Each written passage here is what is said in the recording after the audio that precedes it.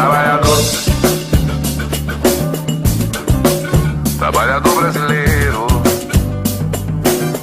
garçom, garçonete, jurista, pedreiro, trabalhador brasileiro,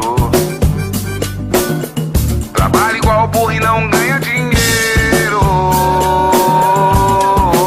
Trabalhador brasileiro, trabalhador. Muito boa noite, ouvintes, internautas da Rádio Com 104.5. Nós estamos iniciando aqui mais uma edição do programa Histórias dos Trabalhadores. O nosso convidado de hoje é o Jorge Barreto, que é metalúrgico, trabalha numa metalúrgica. Boa noite, Jorge, seja bem-vindo à Rádio Com. Boa noite, seu Lair. Boa noite, companheiro da técnica. Boa noite, ouvintes da Rádio Com. Estamos aqui, vamos tentar mostrar um pouco da nossa história aí enquanto trabalhador. Em que ano, Jorge, e onde que tu nasceu? Bom, seu Lair, eu sou de 1962, nasci em dezembro de 1962, nasci no interior de Canguçu, na quarta zona, Passo do Lourenço, naquela região de Passo do Lourenço, e fiquei ali até os 12 anos, 13 anos por aí, eu morei naquela região. Portanto, sou oriundo do campo, com muito orgulho. Passo do Lourenço, eu tive uma vez lá, tinha uma associação comunitária lá, tive uma reunião lá no Passo do Lourenço. E fica lá perto da Coxilha dos Piegas. Eu me lembro que tinha uma linha de ônibus que passava no Morro Redondo, né?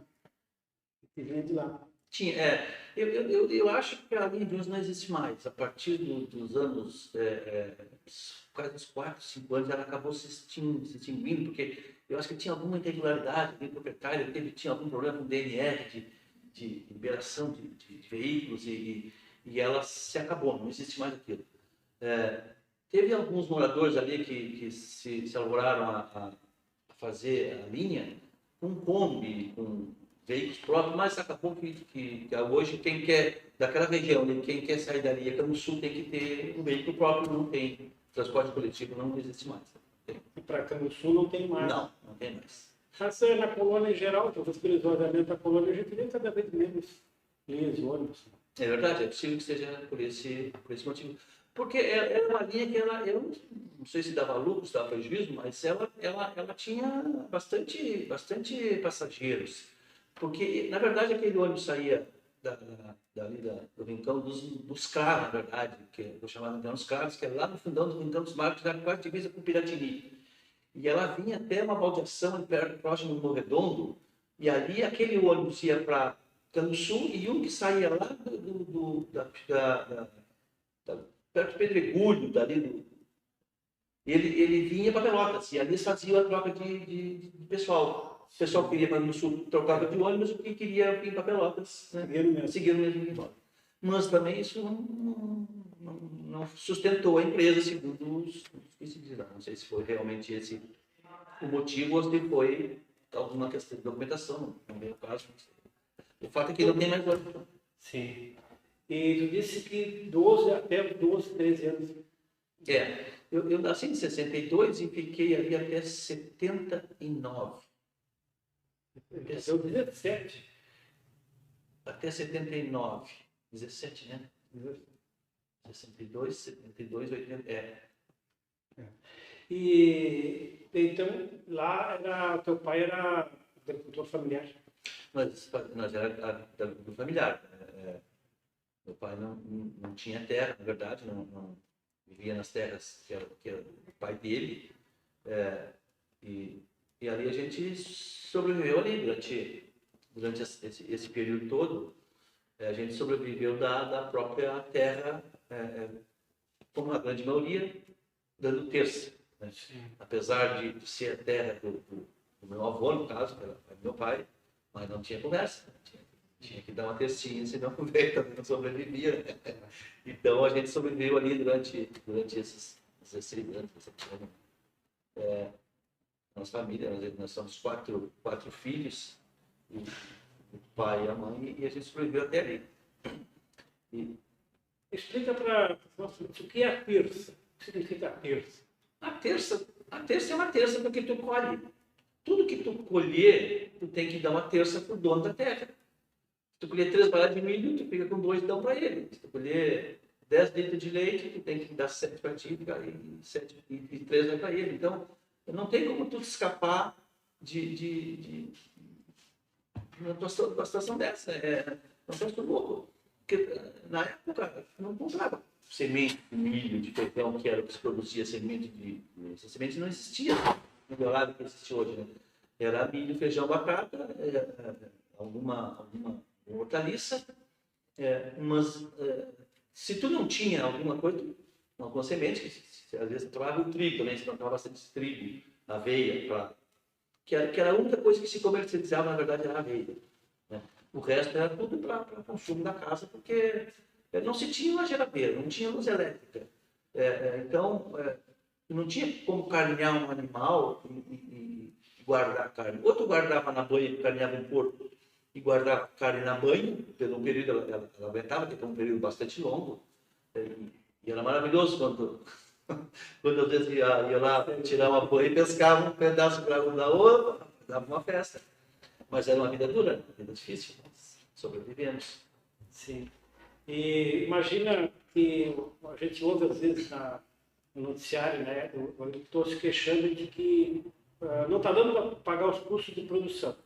Imagina se o cara ficar só com 66% da...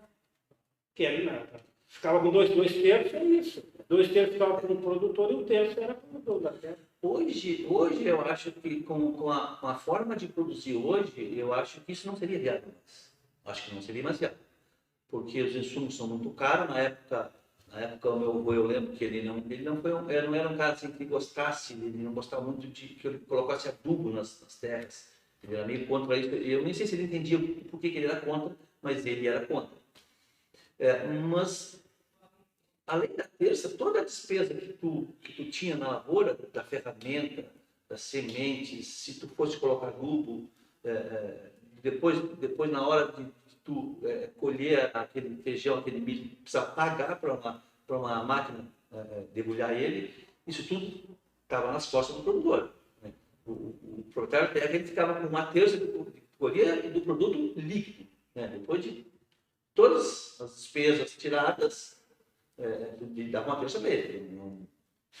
Não tinha moleza. Bem diferente dos arrendamentos de hoje em dia, né? Que a gente está vendo aí, o pessoal, até na colônia, arrendando terra para o plantio da soja.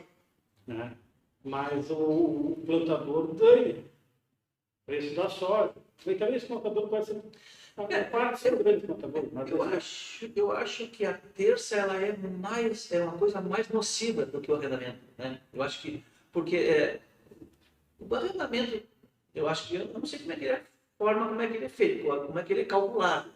Mas ele, se é por hectare, por experiência de produção, mas um ano pode colher mais, outro pode colher menos, e tu vai levando. E a terça, se for um ano bom que tu colher mais, simplesmente vai aumentar a parte que é do patrão.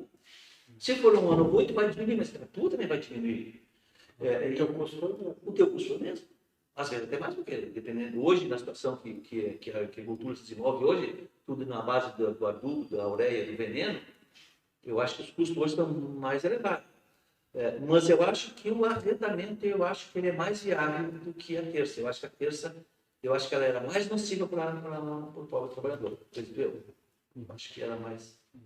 Bom, o trabalho infantil na colônia, naquele tempo, era absolutamente comum. Todo mundo que nasceu na colônia trabalhou, desde criança. Tu lembra que idade tu começou a trabalhar e quais eram as tarefas que tu fazia? Bom, a idade certa é difícil a gente lembrar, eu não lembro também, né, da idade certa, mas acredito eu que foi por volta de 8 anos, porque eu lembro que a minha primeira, eu não sei se foi a primeira, mas a que eu lembro, e eu tenho uma cicatriz de hoje, que esse dedinho aqui, ó, esse dedo aqui ele torto não é por acaso, foi na época da plantação de trigo, e na hora de cortar, a gente criança, né, eu queria uma foice para cortar o trigo, para ceifar, né, chamava ceifar, e E o meu pai e o meu avô tinham um dito que quem perde serviço de criança é louco, porque criança, por muito pouco que ela faça, ela sempre dá a sua contribuição. Então eu peguei e fui para casa de ceifa. Não durou, acho que meia hora. Morreu o sangue. E o dedo ficou. E aí eu lembro que o meu avô Sim, queria porque tinha cortar. o traquejo que pegava com a mão, o cara que desce, né? Com a mão esquerda, o trigo e cortava. Isso. E tu foi um pouquinho para cima. Na verdade, a foice que me deram, ela não tinha dente, porque aquela foice de cortar palha, ela tem um dentezinho que segura justamente para ela não correr. A minha, como eu era guri, e deram uma que não tinha dente, e foi justamente ela correu e chegou na minha mão, ela encontrou um elemento firme e pá, você foi meu dentro. Mas e, Jorge, não tinha SAMU. Não tinha Não SAMU. tinha Como é que era? SAMU. Como é que era? Como é que As- foi o atendimento? o atendimento- O meu atendimento foi uns 2 pedacinhos de cano de bambu. A princípio, meu avô queria cortar, tirar fora, porque ficou assim, ficou pegado só nessa partinha de baixo. Meu avô estourou dele, ficou, você pode ver que ele é. Meu avô queria afinar de cortar, porque ficou só na pele. Meu pai disse, não, vou cortar, você está. Bom, o meu hospital foi uma caninha de bambu embaixo, outra em cima. Enrolaram um paninho e aí se salvou. Salvei o dedo, não perdi. Não ficou perfeito, né? Mas os médicos que não tinham a formação adequada. Mas enfim, eu não perdi o dedo e tô aqui. E ali começou, então, tu te lembra, até por conta do acidente, ficou Eu esquecido. acho, eu não sei se antes a gente já fazia alguma atividade, é bem provável que sim. Porque para nós, enquanto adolescente, enquanto criança, nós tínhamos uma obrigação, que era buscar graveto. Isso era, se esqueceu de buscar graveto no outro dia, o pai ia levantar, e fazia aquele que era de buscar, ele tinha que levantar e ir para a capoeira pegar. Então, tu não podia esquecer de buscar o tal de graveto. Para iniciar o fogo de Para manhã. iniciar o fogo de manhã, no fogão a lenha, para tomar chimarrão, para tomar café, e dali ele não parava mais o dia inteiro. E abastecer a talha com água, porque na época não tinha... A talha é um potezão de barro. Um pote de barro, que cabia... Tem alguns tamanhos diferentes. A nossa devia caber uns 18 litros, 20 litros de água. E aquilo a gente tinha que buscar na cacimba. E hoje a gente indo lá na terra, não é tão longe, mas na época era muito longe. Meu Deus do céu, pensa na distância que a gente... As pernas eram mais curtas para dar os passos, né? Então, O balde era pesado mesmo. nós chegava, meu irmão ia no mato, cortava uma árvore, um pedaço de árvore, com 2 metros, mais ou menos, fazia 2 cavinhas, ia lá na cacimba, enchia os baldes, botava no ombro e chegava em casa com meio balde. Ia chacoalhando, derramando e tal. Mas aquela era a nossa obrigação. Então aquilo não podia esquecer. Se esquecesse, sabia que no dia ia ter que levantar cedo para ir buscar. Essa era a nossa obrigação. Eu não lembro se isso foi os primeiros ou foi logo sim, mas essa foi a história que eu lembro da minha vida. Depois eu comecei a ficar um pouco maior. Mas eu lembro de uma, agora lembrei de uma. A minha avó faleceu em 77, 78, se eu não estou enganado. Já faz muitos anos, eu não lembro nem da data. Eu tinha lá, acho que uns 9 anos. E a minha mãe cuidou ela durante uns 15, 20 dias aqui em Pelotas, no hospital que tinha, que eu não sei qual deles. E no determinado momento ela ficou muito ruim, perto de falecer, e meu pai veio embora. E eu tinha essa idade. Eu não sei se era 8 ou se era 9 anos. E nós éramos 3 irmãos e a gente ficou sozinho. Não tinha companhia nenhuma. Nós éramos os donos da casa. E eu lembro que um dia eu fui tentar lavrar. Eu fui pegar os boi, eu vou lavrar. Era época ela morreu mês de maio, então eu tinha que plantar trigo, né? Para mim já era a hora de plantar. Tinha que ir à terra para plantar o trigo. E eu vou lá, vou fazer isso. E o pai tinha uma junta de boi, eles eram uns animais muito mansos, mas eram uns animais grandes. E eram os animais zebu, sabe? Eles tinham um aspecto de animal bravo. E eu mesmo, acostumado com aquilo ali, eu fiquei com medo deles. Encostei do lado do arame e fiz a volta do outro lado, uni eles, botei no arado e fui lá para... Eu não tinha força de levantar o arado, né? Então eu botava o braço do arado, assim, dava um jeito tirava e tal. E eles esperando, eles estavam gostando dela. Ali eu sei que eu fiquei até próximo do meio-dia procurando. Devo ter lavrado uns 10 metros no máximo. Fui para casa, essa é uma parte da minha vida que não é muito legal, mas enfim. Eu cheguei em casa e a minha irmã estava chorando, devia ser umas 10 horas, 10 e pouco da manhã, para mim já era meio-dia, estava com fome também. E eu cheguei em casa, ela estava chorando. E eu fui saber por que ela estava chorando, né? Estava motivo, e ele estava almoçando, não, mas eu não te dava almoço para ele. Mas a coitadinha não conseguia comer o almoço. O arroz com... Eu nem lembro se tinha batata, mas eu sei que feijão tinha arroz. Eu sei que feijão e batata ia ter. Mas o feijão que eles ficaram cozinhando não tinha. O feijão estava extremamente cru, sabe? Fazia barulho. Barulho. E ela não estava querendo comer aquele negócio. E aí eu dava, mas está cru, o feijão não está cozido ainda. Não está nada. Botei de volta na panela, trabalhei, terminamos de cozinhar. E aí sim, aí eu lembro que ela comeu satisfeita, porque salvei. Mas é uma história, sabe, que às vezes eu me emociona um pouco, porque, cara, eu era um quarto de criança, uma hora com, digamos, exagerando muito, com 10 anos. Sim, é tudo uma escadinha. Uma escadinha. Era Tu tinha 8, tu estava no meio. Não, eu era mais velho. Ah, tu era o mais velho? Eu era mais velho. Eu era mais velho. Eu tinha, se eu tivesse, eu não deveria ter 10 anos ainda. Sim. Não tinha 62? Devia ter uns 10 anos, 11 anos. Mas isso é muito compromisso para uma criança cuidar de mais 3 irmãos mais jovem, e sozinho é demais. Bom, mas enfim, a gente conseguiu se passar por essas fases e tal. Agora, tu falando naquele teu acidente, né? Isso também era uma coisa que a gente não se dá de conta, né? Mas é algo cruel, porque as crianças se acidentavam muito, lidando com um animal grande, como tu diz, né? Às vezes o acidente que a gente, na época, não dava bola. Mas tu estava prendendo um cavalo, de repente o cavalo pisava em cima do teu pé. Né? Muitas pessoas tiveram um acidente. O meu pai, por exemplo, ele se você olhar ele assim para ele fisicamente, ele não tem nada. Mas se ele tirar, esse braço aqui do lado esquerdo só para bonito. Porque ele sofreu um tombo, e ele era, na época, adolescente, tinha 12 anos, 15 anos, e bateu com o ombro, tirou do local.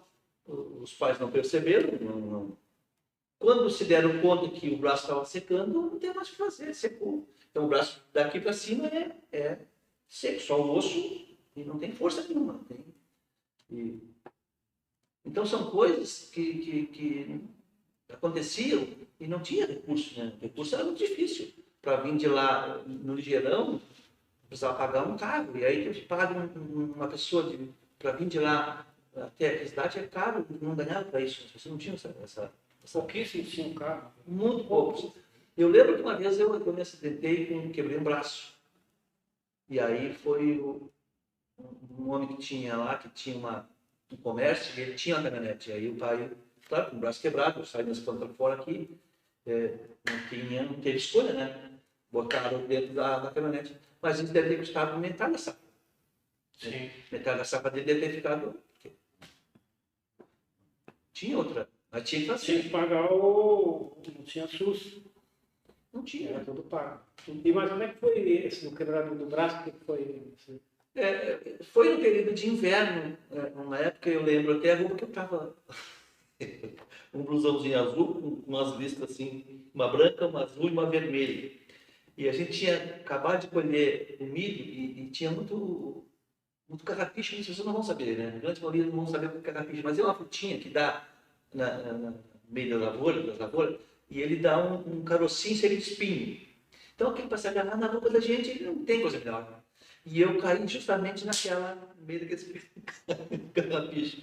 Então, eu lembro como fosse hoje, aquele blusão ficou parecendo um porco-espinho, sabe? Esse carocinho grudado ali. Eu sei que eu não sei se fiquei algum tempo ali caído, isso não lembro.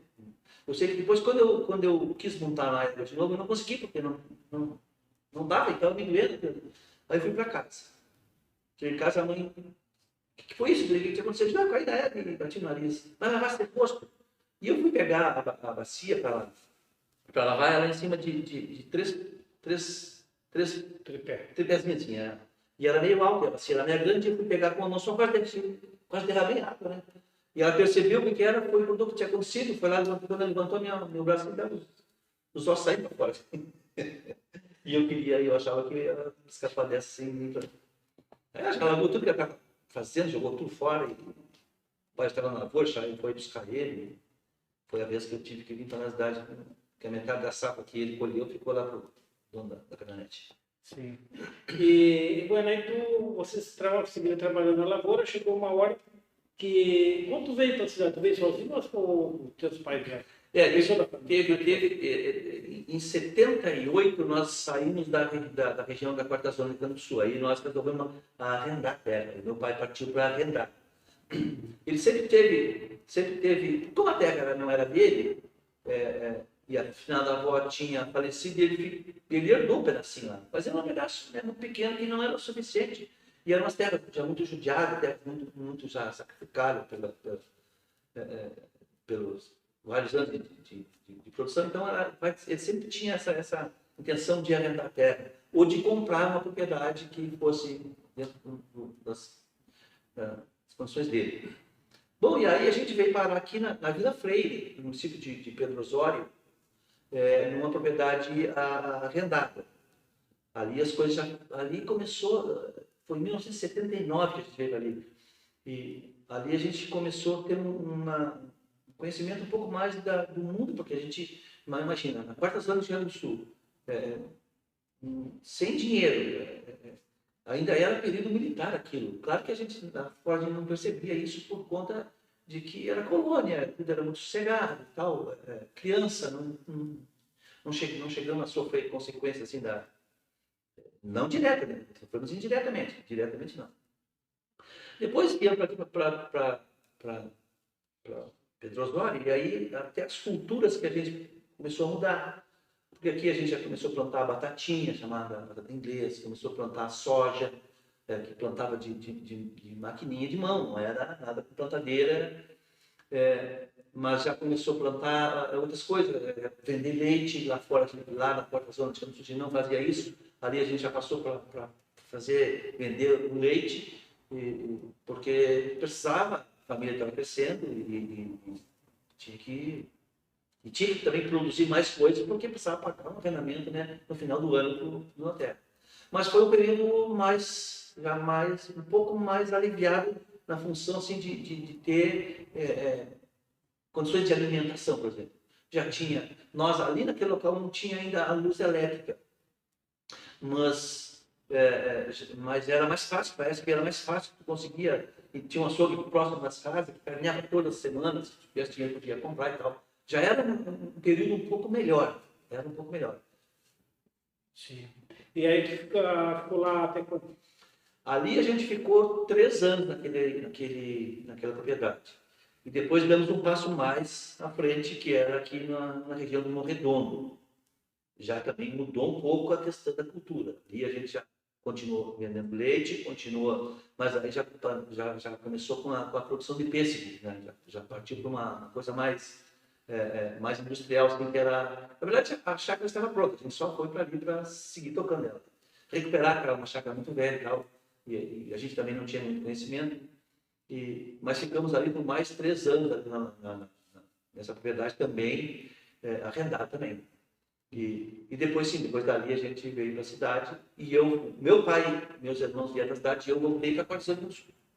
Eu ainda achava que a cidade não era uma coisa assim muito interessante, e aí eu voltei. Não durou muito a minha volta lá, né? Porque aí vinha passear na cidade, dizendo, não, aqui uma roupinha melhor, uma situação, trabalhando de empregado, já tinha uma condição melhor, e aí eu já tinha 19 anos, e que tinha muito mais namorado que lá, não tinha quase. E aí eu acabei também abandonando e vim para a cidade. Foi morar onde? Nós fomos morar ali na região do Fragata. Meu pai mora até hoje ali ainda, no Fragata, próximo da Madeira Velha. Foi meu primeiro local de trabalho, porque o meu pai também insistiu, né, porque ele já tinha sofrido muito trabalhando na lavoura. Né? Fica pertinho da Coab Fragata. Da Coab Fragata, pouco da Coab Fragata. Você atravessou o Pinheiro Machado, pela rota da Pinheiro Machado, qualquer das duas ruas que você pegue, você vai chegar na rua que eu moro, porque ela sai assim, a rua é adiante, antes da Madeira Velha, tem uma travessa que liga as duas ruas. Então, qualquer uma das ruas que chega ali, tanto É quase Gotuso, não é bem Gotuso. Não, já é Gotuso. Então, meu pai mora até hoje ali, mas por insistente dele, por ele conhecer a agricultura e saber que eu estava naquela lida lá de agricultura, ele insistia que eu viesse, que ele ia arrumar serviço para mim. Naquela época tinha isso, né, de ter uma cunha, alguém que indicasse, alguém que pedisse serviço para o filho e tal. E como a gente era da agricultura, eu acho que os caras acreditavam que, não, esses caras são muito trabalhadores demais, vamos dar uma vaga para eles ali. Sim. E eu peguei ele trabalhando na obra, porque a empresa estava construindo, tinha todos os prédios feitos de madeira, e eles estavam construindo um prédio novo, que existe hoje lá, 3 andares, 4 de alvenaria, e eu peguei naquele primeiro piso ali. Fiquei Madeira Aberta. No próprio Madeira Aberta. própria Madeira Aberta. Ela existe até hoje. Existe hoje. Hoje está bem quebrado, mas existe hoje. Então eu peguei ali de servente de pedreiro. Fiquei 3 anos ali, fiz 2 obras, e eles me procuram para mim passar para trabalhar na própria madeireira, né? Já funcionário da própria madeireira. Tá bom. Fiquei ali, acho que mais 3 anos ali. Aí depois saí dali, fui trabalhar na J. Alves Veríssimo, na da Velha. Depois saí dali, fiz um cursinho no Senai de torneiro mecânico. Não deu certo, não aprendi descascar o ferro, aquele muito duro, mas ali me abriu os espaços para outras empresas. Eu fui para a antiga Messi, que era bem em frente do MEC, tinha uma empresinha pequena ali, que como eu estava no Senai... Eu sempre lembro, metalúrgica de silos ideal. Isso, fazia silo. Então, como a gente estava no Senai, eles buscavam essas pessoas que estavam fazendo um curso, porque tinham um pouquinho mais, acho que conhecimento maior, então eu fui para ali. Mas o salário era inacreditável, não tinha como, não tinha. O salário era muito ruim. Aí o MEC estava num processo de expansão e estava treinando o soldador. Chamava as pessoas, não precisava saber fazer nada. Ela dava 3 meses de curso de experiência e pagava salário. O salário não era uma maravilha, mas era um pouquinho maior. Eu fui para a Edumec também, de novo, vou ter que saltar daqui, né? Só para essa comunidade, fui para a Edumec e fiquei, acho que 6 anos, eu acho. Então ali começou a tua vida de metalúrgica. Ali. Começou na metalúrgica, de silos ideal, depois na Edumec, indústria mecânica. Isso. Indústria mecânica. Ali começou a minha vida metalúrgica. Ela começou no Senai por conta desse cursinho que eu fazer. Enquanto trabalhava na alimentação, eu passei a fazer esse curso porque eu achava que ali poderia, né? Eu achava muito as pessoas trabalhando no torno, pegavam um ferro bruto, transformavam ele numa peça bonita, porque quem sabe é rosto, é uma maravilha. E eu vi aquilo um dia, o torneiro fazendo, e eu disse, não, eu tenho que ser torneiro também. Não insisti naquilo, não fui muito para frente, mas me serviu de alguma coisa, porque ali foi o começo da minha vida para setor metalúrgico, onde eu estou até hoje. Aí a Edumec veio a falir. Tu estava lá quando ela faliu? Não, a Edumec não estava lá ainda. Eu saí da Edumec a partir do momento que fizemos mais uma greve. Né? Na verdade, eu fiz uma greve, eu não conhecia sindicato, eu não tinha nenhum contato, nenhuma. Inclusive, o presidente do sindicato metalúrgico hoje trabalhava na Edumec, que eu companheiro ele, trabalhava lá. Mas eu trabalhava no setor onde a gente tinha pouca relação, porque quando tu trabalha numa empresa que tem linha industrial, sabe, não dá para tu sair da bandinha, né? Tem que fazer o teu setor, a tua produção que tu é destinado a fazer, tu tem que fazer, não dá para... Tu chega no setor, só sai dali para ir no banheiro, ou ele para ir embora. Para não sair do banheiro. Mas eu trabalhava no setor, entrei para lá no setor onde eu poderia dar por toda a fábrica, porque era um setor de manutenção. Então eu ficava lá por dentro da casa. Mesmo assim eu não tive conhecimento nenhum, não tinha assim, conhecimento do sindicato, mas em determinado dia saiu o reajuste da categoria e o pessoal não gostou por algum motivo lá, foi pouco, a inflação era baixa, não lembro bem a inflação do período.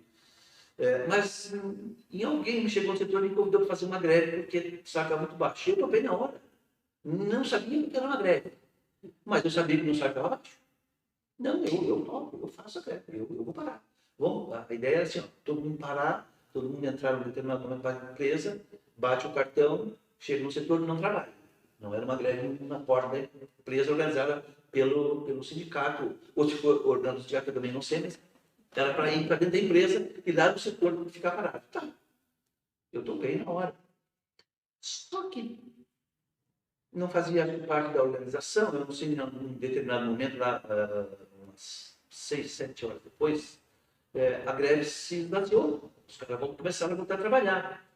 E eu disse, eu não trabalhei, eu não vou trabalhar, não ganhei aumento, eu não vou trabalhar, eu vou fazer greve, vou continuar na greve, acreditando que eu sozinho eu posso resolver o problema de todo mundo. Mas todo mundo vai trabalhar, nós fomos 5 ou 6 que não vão trabalhar, eu estou nesse mundo, eu não vou voltar a trabalhar, eu não ganhei aumento. Então eu vou parar então. Aí falei para o encarregado, que era um cara, gente muito boa, nosso encarregado lá no MEC era um cara, era peãozão, sabe, um cara muito bom. E eu chamei ele de seu Paulo, eu fiz uma greve para ganhar aumento de salário. E não recebi aumento de salário. Então eu vou continuar de greve. Esse meu filho, sei que sabe, faz conforme tu quiser. Fica tranquilo. Esse eu não vou te dizer que tu para dentro do trabalho. Tu sabe o que tu faz. Tá bom, então tá bom. Eu achei que estava tudo certo. Agora o momento veio. Fiquei aquele resto daquele dia, fiquei outro dia até umas 9, 10 horas da noite, todo mundo trabalhando, e 1 ou 2 pessoas em cada setor não trabalhavam. Mas é muito chato isso, né? Tu vê o teu companheiro trabalhando, e aí eu digo, mas tia, o que isso vai acontecer? Eu vou ter que voltar trabalhando, então, porque ninguém me chama para me dizer que eu estou ganhando aumento, que eu vou ganhar um aumento. O encarregado não manda fazer nada, as pessoas estão. A vida está andando normalmente, só nós aqui fora do trilho. Não vou trabalhar. Voltei nele, seu Paulo, não aconteceu nada, eu vou ter que trabalhar isso. Meu filho, faz o que você achar melhor. Botei meu equipamento, quando eu fui soldar, não soldei meio metro. Alguém bateu no meu ocular e disse, você passa lá no escritório, eu quero falar com você. Tinha uma fila lá, uns 30 na minha frente. Lá. E ali foi foi o último dia de trabalho dentro do MEC, antes dela começar a quebrar. No fim, tive sorte, porque o pessoal que saiu quando ela quebrou não recebeu. Não, naquela época, até errando acertava, porque quem ficou lá achando que aquela greve foi feita e resolveu o problema, acabaram levando, depois que durou mais um ano ou 2, e aí acabou fechando e levaram 14 anos a receber. Então, eu errando, eu acertei, porque eu fui demitido, recebi tudo que eu tinha que receber, entrei na justiça, porque eu achava que não estava certo, recebi mais um pouquinho, e, bom, toquei a vida, fui para outra. E aí foi trabalhar uma coisa. Depois da Indomec, eu fui trabalhar, eu fiquei desempregado, eu fui trabalhar na feira, eu fui ser feirante. Aí eu já fazia, na verdade, quando eu fui demitido, fazia 2 meses que eu tinha casado, porque eu já tinha conseguido muita grana, né? Então, uma vida melhor, namorado, tinha casado e tal. Achava que ali era o começo do meu enriquecimento. Bom, mas fui demitido, não consegui outro serviço. 2 meses depois de casado, foi demitido. Fui demitido. Poxa. Ainda bem que a mulher não me demitiu. Não?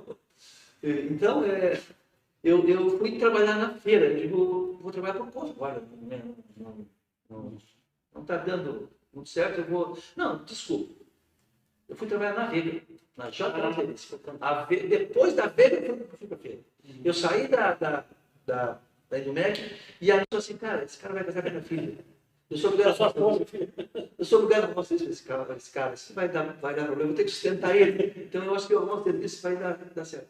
E aí, a Vega era uma indústria de conservas que ficava próximo da Indomec. Ela ficava de frente onde é a Feira Doce, né? O centro de eventos, do outro lado da BR. Enorme. Porque para nós, assim, a Vega, parece que todo mundo sabe, não, tem uma geração aí que não tem ideia. Porque a Vega faz 20 anos. Na verdade, naquele período que a gente trabalhava na Vega, tinha, do que existe hoje ali de empresas, tinha a Silvio Ideal, que ainda na época funcionava, a Savar Sul, que estava se instalando ali, e a Vega mesmo, e a Indomec, né? E a Vitória lá adiante, lá tinha, o resto não tinha, né? Aquelas empresas que atravessam a BR, que hoje tem algumas tem asfalto, não tinha. Tudo era meio que um desertão ali. A gente atravessava aquele campo hoje, ali essa empresa que conserta caminhão ali, os Curtis, atravessava aquele campo ali, tinha uma casa. tinha uma casa. Hoje tu tem que ser obrigado a trafegar na BR, porque não tem mais como atravessar. Então era um deserto ali. Mas ali eu fui trabalhar na Veiga. Trabalhei por 3 anos na Veiga. Entrei lá também na Veiga. Quase todo mundo que não tem conhecimento entra como servente lá, batendo caixa. E depois saí daí também como operador de máquina, porque eu acho que a história de ser do campo, ele te traz alguns benefícios em alguns momentos. Né? O fato de tu não te escondesse muito no trabalho, mas não era, já conhecia ainda o médico e tal, mas não tinha ainda essa. Não tinha mãe também, era jovem e precisava de emprego, então baixa as costas e trabalho. Isso me rendeu a essa profissão de operador de máquina, porque tinha os 3 meses de contrato. Qual era a máquina operada? Rotuladeira. A máquina de rotulagem. Rotulado. Depois do processo, depois do peixe, o milho, todo produto que eles iam envasar, ele ser industrializado lá, ele passava pelo processo de rotulagem, que era já na hora quase de ir embora. Então, rótula é um pedaço de papel que é colado. Exatamente, E são vários, tem uns pequenininhos, tem uns que envolvem toda a lata, outros é vidro. Mas eu operava aquela máquina que colava uns potões de azeitona, assim, um pote menor, que era um potãozinho pequeno, assim, a máquina fazia só aquilo ali. Mas foi bom, foi um período que a gente vai aprendendo algumas coisas, né? E quando trabalhador, não posso me queixar desse período ali, dessas 2 empresas, até porque eu também tive uma participação, né? Não fiquei parado, tentei, não. Mas o salário nunca foi maravilhoso, não. É só profissão claro, trabalhava menos por conta de ficar só cuidando da máquina.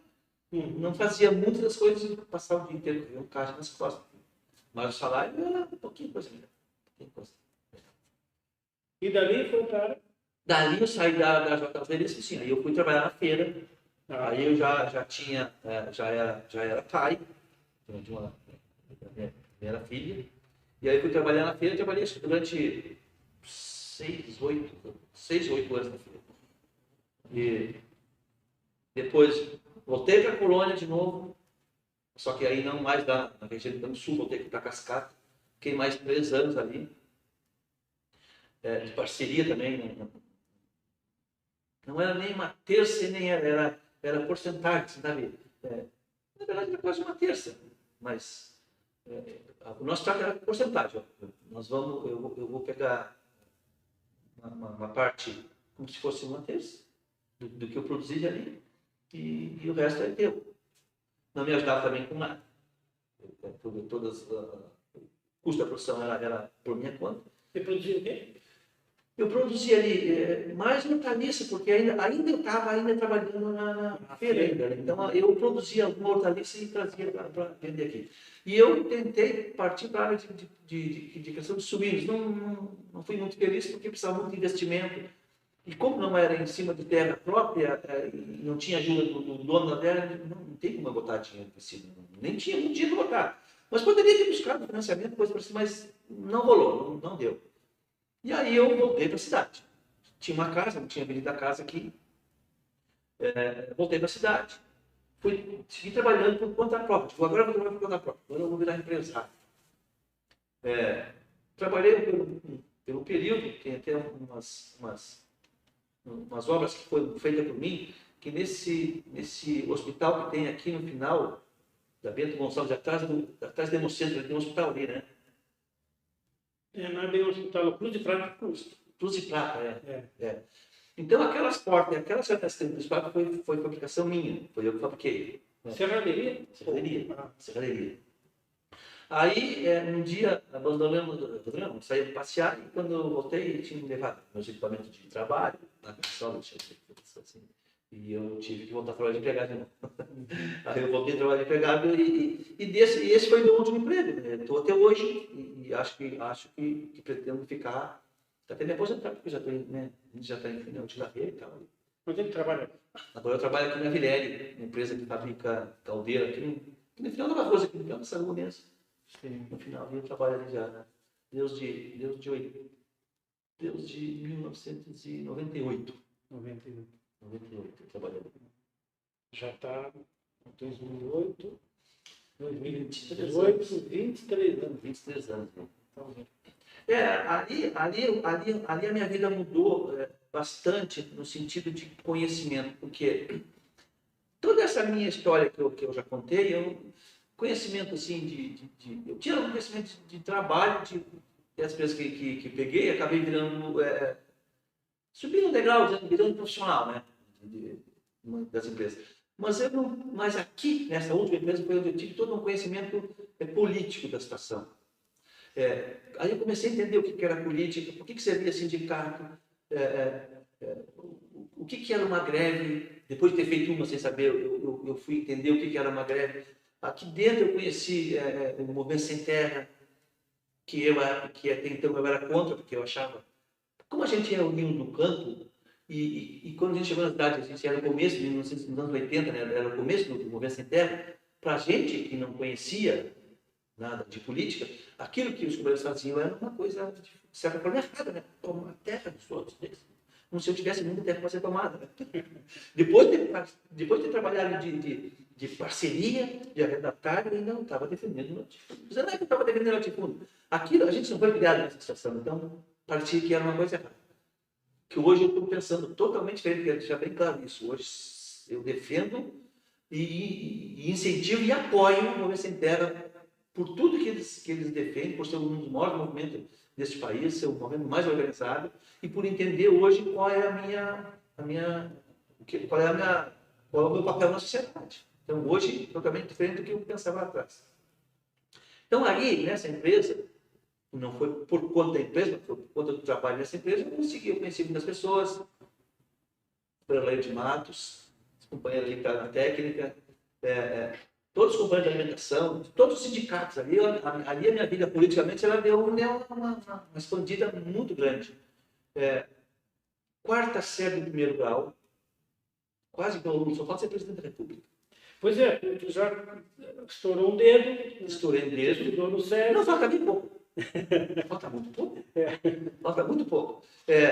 Mas então, brincadeira essa parte, a gente vai ficando velho e vai conhecendo pessoas e vai entendendo por que a gente está aqui nessa vida, né? A gente vai entendendo qual é o nosso papel. E hoje eu sou totalmente oposto. Aliás, nem sei se devia falar, mas são muito poucos da minha família que pensam igual a ele. Se eu fosse considerado o rebanho, se a minha família fosse considerada o rebanho, eu seria a ovelha, aquela ovelha preta, que é uma questão que nem deveria ser citada, porque eu seria a ovelha negra da família, por conta do meu papel na sociedade hoje, por conta das coisas que eu defendo, por conta, enfim, das coisas que eu faço, que eu já fiz na empresa, fizemos, com 3 anos de greve, eu conheci o pessoal do sindicato, dos metalúrgicos. Com 3 anos de empresa. Com 3 anos de trabalhando na empresa. Falou 3 anos de greve. Não, 3 anos. Tem uma greve no meio. Então, 3 anos de empresa, eu conheci o pessoal do sindicato. Que não me convidou para ser diretor, mas convidaram outras pessoas por causa do conhecimento desse time e tal. E os caras não quiseram. E eu não sei lá por que cargas d'água eles me ofereceram para mim, esse cara de vir para o sindicato.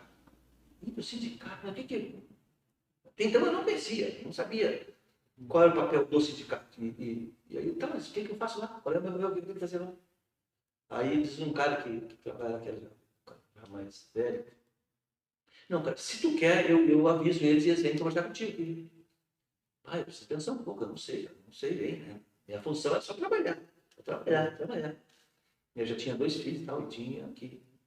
Já tinha casa própria, eu tinha que sustentar tudo aquilo.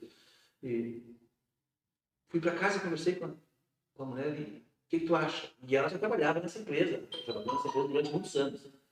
E essa lá é bem complicado, assim, para conseguir aumentar de salário, essas coisas ali, e tem muita coisa errada e tal. Mas eu não vou dizer, tu é que sabe, que aí fala com os guris, eu conheço todos os guris direto e tal. Aí eu fui ontem para a empresa e disse, não, eu topo. Não sei do que se trata, mas eu topo. Quero falar com eles também. Eu já conhecia ele, mas sim, sabe, de vista, não conhecia pessoalmente. Aí eles foram lá falar comigo lá. Tá, já aí o que eu tenho que fazer? Não. Tu topa? Traz teu documento e depois nós vamos conversar lá. Aí me disseram que para dentro do sindicato, eu vim para ali, não vim para ali. Bom, aí sim, ó, o sindicato tem esse poder, tem esse, isso nós podemos fazer, isso nós podemos fazer, isso nós não podemos fazer. Mas nós podemos interferir em quase todos os setores, tudo que tiver de errado, tu vai poder interferir. Eu não posso fazer tudo isso. Meu Deus do céu. Tá resolvido, não tem ninguém mais com problema. Pensei para mim assim, né? E vai ser amanhã que já resolve os problemas. Na verdade, eu comecei meio que assim, sabe? Entrando meio que voando, entrando de sora, como a gente diz, né? De carrinho, com os dois pés no peito do patrão, achando que eu podia fazer isso mesmo. Porque o que acontecia? Era uma empresa pequena. Então, eles tinham hábito, né? Eu tinha bastante produção, tinha o hábito de tudo que era produzido era pintado mesmo, assim que terminava aquela peça, e pintava em horário de trabalho. Todo mundo ali. Todo mundo lá dentro, era uma empresa pequena, todo mundo lá dentro, e aquela escala voando, a gente saía de dentro, às vezes, sabe, com a barba, com essa parte das sobrancelhas, tudo, sabe, o cabelo, e assoprava-se o nariz, saía tinta. Era ruim, então, mas não tem ninguém que possa fazer nada. Quando eu vim para o sindicato e falei aqui para os grupos, não, tu pode interferir nisso, nós podemos, enquanto sindicato, podemos interferir. Existe uma legislação, tem uma legislação específica que proíbe esse tipo de coisa. Mas eu não sabia disso. Não, mas tu pode fazer. Essa briga eu não vou comprar, então. Só esperei eles botarem a pistola funcionar. Para. Só esperei. Cheguei lá e peguei aquela mangueira que passava o ar. Fechei assim, apertei de agora. A partir de hoje, ninguém mais pinta nada dentro. Assim, sabe, um autoritarismo sem limite, uma coisa totalmente despreparada e tal. Mas foi dando certo. Aí o cara está pintando lá, pô. Vou ter que falar para a empresa, então, que eu saiba que nós somos peões dois. Eu não sei que não era que até agora. Então pode falar para ele que não é para pintar mais. Aí já uma reunião dentro da empresa para saber por qual motivo. E eu já estava para isso, tinha dado uma estudadinha, né? O que não podia pintar, os prejuízos que a tinta nos trazia e tal. E aí fui dando uma explicação para ele que não era para pintar mais, porque aquilo fazia muito mal para mim e para todos que estão aqui, inclusive para ti que está lá em cima também está respirando essa tinta que é a base de chumbo. Uma explicação técnica que ele não entendeu nada, mas pediu para parar de pintar. Sim. E eu disse, eu estou fazendo isso para o bem dos trabalhadores da tua empresa. Se tu existir, eu vou me iniciar para lá. Aí ele ficou com medo. Não pintou mais. Pelo menos naquela semana. Então, depois deu umas tentadas de novo e tal, e aí eu fui para cima, e já com mais instrução e mais apoio do e tal, e resolvemos. Até hoje, eles quase todos me agradecem, até hoje, por conta daquelas loucuras que eu fiz lá, uma coisa meia. Que eu fiz o certo, mas de forma errada. Sabe? Tudo que eu podia fazer, que deveria fazer enquanto sindicalista, para defender os trabalhadores e me defender, mas só da forma que eu fiz é errada. Podia ser com mais jeito, mas tinha que ser, de repente, na bancada, às vezes, a gente... Acabou que deu certo. E o objetivo para que eu me propus, eu avancei muito, então, né? Hoje eu reconheço que poderia ter sido de forma diferente, mas, enfim, não tem mais... É uma história comum de todo sindicalista. Todo aquele que quer mudar alguma coisa, ele entra... As primeiras tentativas vão ser meio atabalhoadas, mas o que importa é o rumo, né? O rumo que o cara dá para a coisa. E a intenção da tua atuação, né?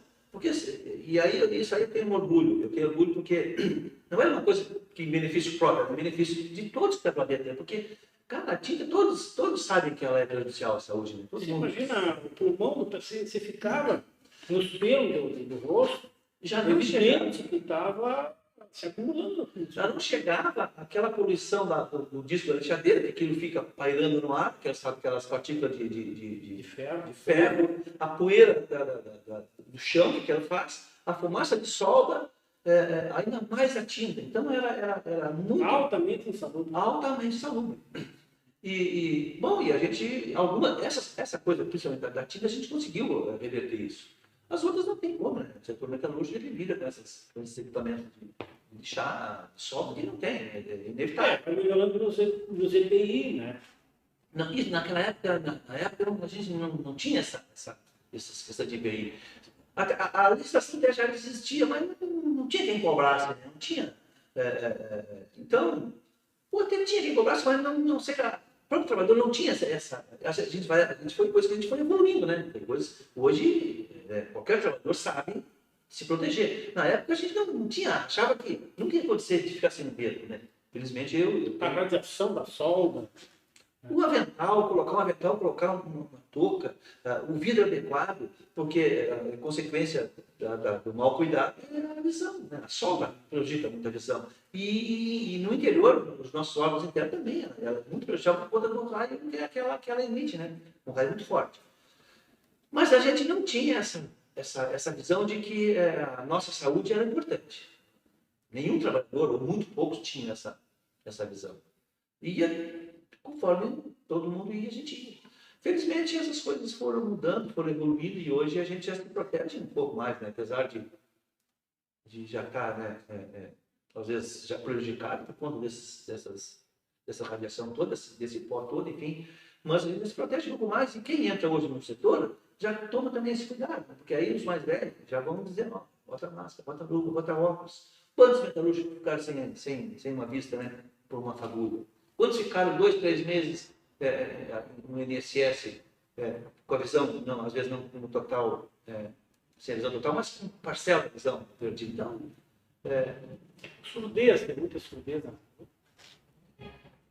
os dados eu não tenho assim, números, mas é possível que tenha, porque é um setor que muito barulho. Tanto é que a insalubridade, a gente mantém a insalubridade aí hoje por conta desse barulho, que ele é acima dos 90 decibéis. Sim, adicional de insalubridade. A gente consegue ainda manter esse estado de insalubridade por conta de que, por mais proteção que tu use, ele diminui, mas não elimina esse barulho. E às vezes, como tu está numa empresa que é uma empresa pequena, tem muitos trabalhadores junto, ou vários trabalhadores, e às vezes tu está desprotegido, pelo menos espera um venda de dar uma marretada lá, porque está necessitando tal, e aí... Mas eu não tenho nada, assim, sabe, do número de pessoas surdas, mas até porque de uns anos para cá a gente é obrigado a fazer o exame periódico, né? Sim. E aí passa pelos exames e aparentemente tá bem, tá? Pelo menos o meu tá bem. Então eu acho que... Mas já teve, bem provável que muitas pessoas perderam a audição por conta do barulho excessivo que a indústria metalúrgica acaba exercendo na nossa... O barulho é muito alto, muito alto. É muita situação de insalubridade, né? Muita condição, muitos agentes de insalubre. Tem, como tu falou, a poeira, está cortando o ferro, a lixadeira está voando. Tu vê aquela faísca que está saindo, aquilo é fagulha, partículas, né? Às vezes a gente tem determinados momentos que a natureza mostra para a gente o quanto que a gente respira ainda, o ar quanto é contaminado o ar que a gente respira. Se tiver, em algum momento, não é sempre que a gente percebe isso, que o sol entre por uma fresta, às vezes tem um furinho lá em cima, lá, e o sol desce. E aí tu tem uma posição que tu te prepara, que tu olha, que naquele raio de luz ali, cara, se fosse colocado um material para colher as quantidades de partículas ali, não tem nem noção de quantas tem por metro quadrado, mas é muito. E são coisas muito leves que ficam flutuando, né? Mas são pedaços de metais pesados, não é nada, porque sai de onde? Sai de ferro, sai do disco da lixadeira, que é feito de pedaços de ferro, de lã de vidro, não sei mais o que lá. Então, aquilo aí são metais pesados, que certamente prejudicam o trabalhador no final da sua vida. Não tem, muito, eu sei que é muito. Não tem ainda conhecimento, de que tem um local que meça isso. Provavelmente tenha como ser medido, mas eu não conheço esse. Nós estamos no ano de 2021, nosso programa, para quem olhar ele mais adiante, né? Quem sabe daqui a alguns anos, né? É o ano da pandemia do coronavírus. Né? E vai marcar toda essa geração, todo o pessoal que está vivendo isso agora. Como é que a pandemia afetou lá o ambiente de trabalho? Olha, ela afetou bastante o ambiente de trabalho nosso por conta desses decretos presidenciais, estaduais e municipais que foram sendo criados aí para... Uns nem tanto para proteger, porque a gente tem no governo federal um governo negacionista que nega a compra da vacina, que acredita que quanto mais pessoas pegar o vírus, vai ser melhor, vai ser uma defesa natural, o que eu não concordo. Eu acho que nós já deveríamos estar com a população brasileira, se não toda vacinada já, mas no mínimo 50% para a primeira dose, que já seria, né, um avanço. Por outro lado, temos o governo estadual que também toma algumas medidas que às vezes eu acho que elas não são eficazes, porque ele, não sei se não tem que ser assim, não estou dizendo que está errado, mas esse aperta e afrouxa, me parece que alguns países tomaram outras medidas de outras formas e parece que foram mais eficazes. Mas, enfim, ele toma essa posição do governo estadual e isso reflete para nós aqui em Pelotas, que a prefeita também segue a mesma linha, porque por conta das condições que os dois têm aí, do mesmo pensamento mais ou menos igual. E isso reflete para nós dentro das empresas. Eu, por exemplo, já nesse ano passado, no começo desse ano, eu fiquei 3 meses no primeiro trimestre do ano com um contrato com redução de jornais de trabalho, sendo prejudicado no 13º, sendo prejudicado nas férias, sendo prejudicado no fundo de garantia, sendo prejudicado no INSS. Bom, após esse período que terminou aquilo, eu voltei para a empresa, trabalhei acho que uns 45 dias, 50 dias, e o governo reeditou esse outro projeto, e novamente a empresa me colocou, não sou eu, falando eu, mas teve mais pessoas, teve mais trabalhadores que estão nesse mesmo, só que agora ainda foi um pouco pior, porque agora nós temos uma suspensão do contrato de trabalho, agora suspenderam o contrato de trabalho. Portanto, eu estou recebendo agora sobrevivendo de seguro-desemprego, eu e mais alguns outros colegas, é uma empresa pequena, mas estamos sobrevivendo desse seguro-desemprego, também sendo prejudicado nas férias, no 13º, no fundo de garantia, em todos os outros benefícios que tem na insalubridade, que quem não está trabalhando não recebe insalubridade, mas aí o teu salário cai. Quando vai para o INSS, o salário que é pago também não é um valor total, é um valor até considerável se levar em consideração que é pago do auxílio emergencial de R$ 175, que é uma coisa, uns até 150, é uma coisa absurda. Um governo achar que uma pessoa consiga sobreviver no mês com R$150, como o Djambo está no 90. Bom, por outro lado, afetou também a própria economia do nosso país, né? A nossa empresa, a empresa que eu trabalho, a gente não sabe, a gente conversa lá, porque é uma empresa pequena, e a gente não sabe se ela vai suportar isso. Ela foi afetada também pelo fim do voo naval aqui em Rio Grande? Foi, muito afetada. Muito afetada. Ela fornecia Não, ela não chegava a fornecer algum tipo de trabalho, mas o próprio Polo Naval, na época que ele levava daqui de Pelotas mais ou menos uns 100 ônibus de trabalhadores, né? Era uma coisa, 90 ônibus cheios de trabalhadores. Sim, esses ônibus ficavam estacionados, grande parte deles ali perto do trabalho. Ali perto do trabalho, perto do Guanabara, ali, né? Atrás do Guanabara, tinha um espaço ali onde... Acho que tem um carnaval, que eu saí no período de uns anos, ali foi um carnaval que aconteceu ali. Então esses ônibus ficavam por ali. E a empresa que eu trabalhava, ela não fornecia diretamente para o polo naval, para as plataformas em si, mas para a cidade grande, sim, né? E a cidade grande comprava muito os hotéis, os restaurantes, porque a gente fabrica, a empresa que eu trabalho fabrica caldeira e equipamento de pressão, boiler, tachos, para a indústria. Então, com o fechamento do polo naval, o Rio Grande perdeu hotéis que usam caldeira, perdeu restaurantes que usam caldeira. Então, isso, de certa forma, indiretamente, nos atingiu de cheio. Só para você ter uma ideia, seu Laílio, né? Em 2009, a empresa fabricou 9 caldeiras grandes. 9 caldeiras. Isso fabricado no período de 1 ano e meio sabe, uma coisa... Na época a gente tinha 20 funcionários, 25 anos. É muita coisa. É muito trabalho para uma empresa pequena. Agora já faz uns 5 anos que não fabrica nenhuma. Se vive, a empresa está sobrevivendo assim, de uma gordura, evidentemente, que acumulou naquele período bom, né? O governo PT. E agora, já consumiu tudo aquilo e agora está sobrevivendo, eu não sei exatamente do que. Porque a gente, às vezes, tem dificuldade de receber o salário em dia, o fundo de garantia em atraso, o INSS certamente está atrasado. Então, a gente tem receio de que a empresa não suporte